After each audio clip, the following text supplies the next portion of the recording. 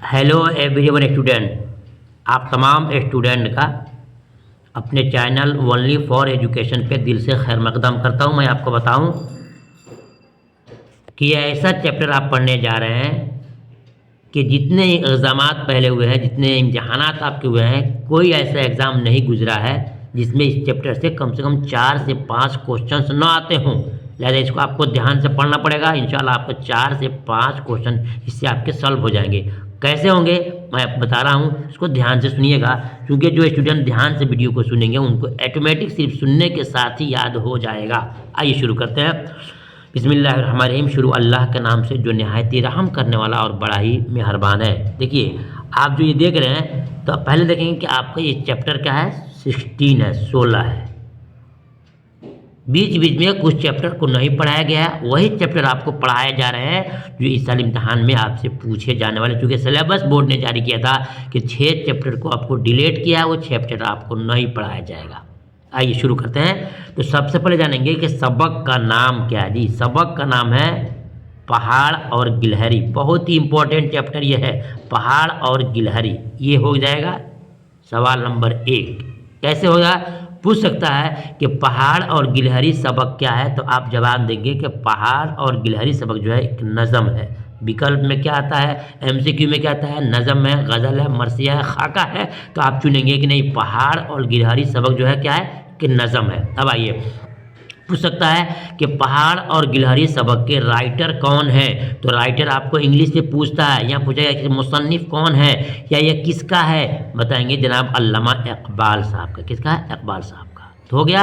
या पूछ सकता है कि आपके निसाब में, आपके सिलेबस में शामिल अल्लामा इकबाल की कौन सी नज़म है, तो बताना होगा कि पहाड़ और गिलहरी है। यानी इसमें घुमा करके आपके 3 क्वेश्चन आ सकते हैं कि पहाड़ और गिलहरी सबक क्या है, तो नज़म है। पहाड़ और गिलहरी सबक किसने लिखा है, तो अल्लामा इकबाल ने लिखा है। या पूछ सकता है कि अल्लामा इकबाल का लिखा हुआ सबक कौन सा आपके निसाब में शामिल है, तो आप बता सकते हैं कि पहाड़ और गिलहरी है। जी स्टूडेंट, याद रखना ये 3 तरह से क्वेश्चन आपके एमसीक्यू में आ सकता है या वन लाइनर में आ सकता है।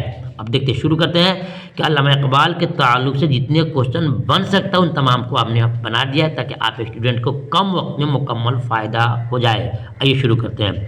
सवाल नंबर 1, अल्लामा इकबाल कब और कहाँ पैदा हुए। यहाँ आपके 2 क्वेश्चन बन सकते हैं कि अल्लामा इकबाल की पैदाइश कब हुई, ये एमसीक्यू में आपको डाल सकता है। बताएंगे 1877 यानी 1877 में। पूछ सकता है कि अल्लामा इकबाल की पैदाइश कहाँ हुई, तो आप जवाब देंगे कि अल्लामा इकबाल की पैदाइश सियालकोट में हुई, सियालकोट में हुई। सवाल नंबर 2, अल्लामा इकबाल की मशहूर कुछ नज़में हैं, उनमें से नज़मों को दिया जाएगा और पूछा जाएगा कि ये किसकी नज़म है। तो आपको हर हाल में याद करना है कि अल्लामा इकबाल की कौन कौन सी नज़में हैं। नंबर 1 इसको याद कीजिएगा, नंबर 1 आपका हो जाएगा बच्चों की दुआ, बहुत ही इंपॉर्टेंट है। नंबर 2 कौमी तराना। 3 में है पहाड़ और गिलहरी जो आपकी सिलेबस में निसाब में शामिल है। और 4 में आपको है जुगनू। क्या है, जुगनू। नेक्स्ट देखेंगे तो आपको आएगा हमदर्दी। क्या आएगा, हमदर्दी, हमदर्दी। और आपको नेक्स्ट में आएगा परिंदे की फरियाद। और उसके बाद आएगा माँ और माँ का ख्वाब। ये देखिए 1, देखिए आप गिना रहे हैं आपको हम 1 2 3 4 5 6 7, ये 7 जो है अल्लामा इकबाल साहब की मशहूर नज़म है। देखिए यहाँ पर 2 चीज़ यहाँ पर याद करना आपको। एक याद करना है किताबों का नाम कि ये किसकी किताब है, तो अल्लामा इकबाल साहब। किसकी है, अल्लामा इकबाल साहब की। और पूछ सकता है कि बच्चे की दुआ क्या है, बोलेंगे नज़म है। कौमी तराना क्या है, नज़म है। परिंदे की फरियाद क्या है, नज़म है। पहाड़ और गिलहरी क्या है, तो नज़म है। जुगनू क्या है, तो नज़म है। गर्ज की इन तमाम चीज़ातों को याद करना होगा, क्या है और किसकी है, क्या है और किसकी है, इंशाल्लाह आपने याद कर लिया होगा। अब चलते हैं नेक्स्ट में। सवाल नंबर 3 में है इकबाल का इंतकाल कब हुआ, यानी अल्लामा इकबाल का इंतकाल कब हुआ। ये आपका वन लाइनर में आ सकता है या आपके एमसीक्यू में भी आ सकता है। जवाब होंगे कि अल्लामा इकबाल का इंतकाल हुआ है 1938 यानी 1938 में उनका इंतकाल हो गया। ये आपके वो क्वेश्चन थे जो हमने एमसीक्यू टाइप पे जो और क्वेश्चन चैप्टर को बनाया है हमने दिखा दिया। अब आइए जो मेन क्वेश्चन आपका बुक का है वो आपको याद करना बहुत ज़रूरी है। जो आपके ये 3 नंबर के आ सकते हैं, 2 नंबर के आ सकते हैं और 4 नंबर के भी आ सकते हैं। देखिए सवाल जवाब आपके बुक में लिखा होगा, सोचिए और बताइए। हमने उसको कन्वर्ट किया किसमें, सवाल जवाब में, यानी प्रश्न क्वेश्चन आंसर में। सवाल नंबर 1 है कि पहाड़ ने गिलहरी से डूब मरने को क्यों कहा। बिल्कुल जवाब जो मिलेगा आपको बिल्कुल सटीक मिलेगा, थोड़ा सा आपको सोचना नहीं पड़ेगा, बिल्कुल आसानी से लिख सकते हैं, जो इसको वन लाइनर बोलते हैं। पहाड़ ने गिलहरी से डूब मरने को क्यों कहा। जवाब, पहाड़ ने गिलहरी की हैसियत को मामूली समझकर उसे डूब मरने को कहा। यानी कि पहाड़ जो है अपने आप को बड़ा समझ रहा था, अपने आप को ऊंचा समझ रहा था, और पहाड़ एक गिलहरी जो है एक छोटी जाति की है और कम ज़र्फ देखने में लगती है, इसलिए उसको पहाड़ उसके ऊपर हंस रहा है, उसकी हैसियत को हंस रहा है। तो पहाड़ ने गिलहरी से डूब मरने क्यों कहा। जवाब लिखेंगे, पहाड़ ने गिलहरी की हैसियत को मामूली समझ करके उसे डूब मरने को कहा है। ठीक है, नेक्स्ट क्वेश्चन देखते हैं। सवाल नंबर 2 में है कि पहाड़ ने अपनी बड़ाई में क्या कहा। जी, पहाड़ ने अपनी बड़ाई में क्या कहा, सुनिएगा ध्यान से। पहाड़ ने अपनी बड़ाई में ये कहा कि मेरी आन बान के आगे ज़मीन भी पस्त है। यानी ज़मीन को भी हंस रहा है कि हम ज़मीन से भी बड़े हैं, गिलहरी तो गिलहरी है, हम ज़मीन से बड़े हैं। तो पहाड़ ने अपनी बड़ाई में ये कहा कि मेरी आन बान के आगे ज़मीन भी पस्त है, यानी ज़मीन भी कुछ नहीं है। सवाल नंबर 3 देखते हैं।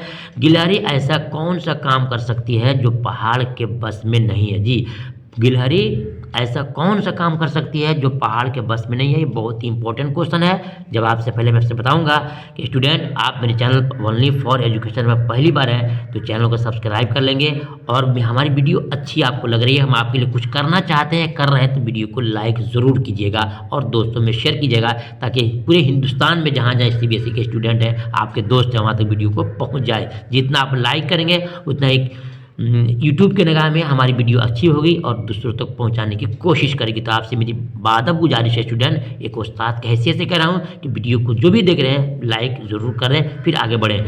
तो गिलहरी ऐसा कौन सा काम कर सकती है जो पहाड़ के बस में नहीं है। जवाब होगा, गिलहरी चल सकती है, एक पॉइंट, और किसी भी पेड़ पर चढ़ करके उसकी छालियाँ भी तोड़ सकती है, और नेक्स्ट क्या लिखा है, और पहाड़ के बस की बात नहीं है। फिर क्या बोलेंगे, गिलहरी कौन ऐसा काम कर सकती है जो पहाड़ नहीं कर सकता है। आप भी जानते हैं गिलहरी क्या है, चल सकती है, दौड़ सकती है, कूद सकती है, उछल सकती है, और किसी पेड़ पर चढ़ करके उसकी छालियाँ को तोड़ सकती है, और फिर जो पहाड़ की बस की बात नहीं है। ये तमाम बातें गिलहरी में है जो कि पहाड़ में नहीं है।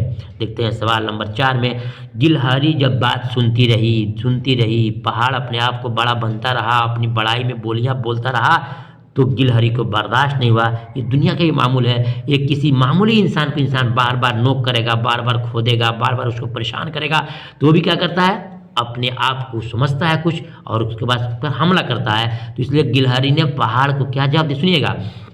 गिलहरी ने पहाड़ को जवाब दिया कि कदम उठाने की तुझमें सलाहियत और ताकत नहीं है, ज़रा तुझमें तेरी बड़ाई है, खूबी है, और क्या तुझमें है जो तू बड़ा है, मुझसे ऐसा हुनर दिखा मुझको, ये छालिया ही तोड़ के देखा। यानी उसके बुरे करिए।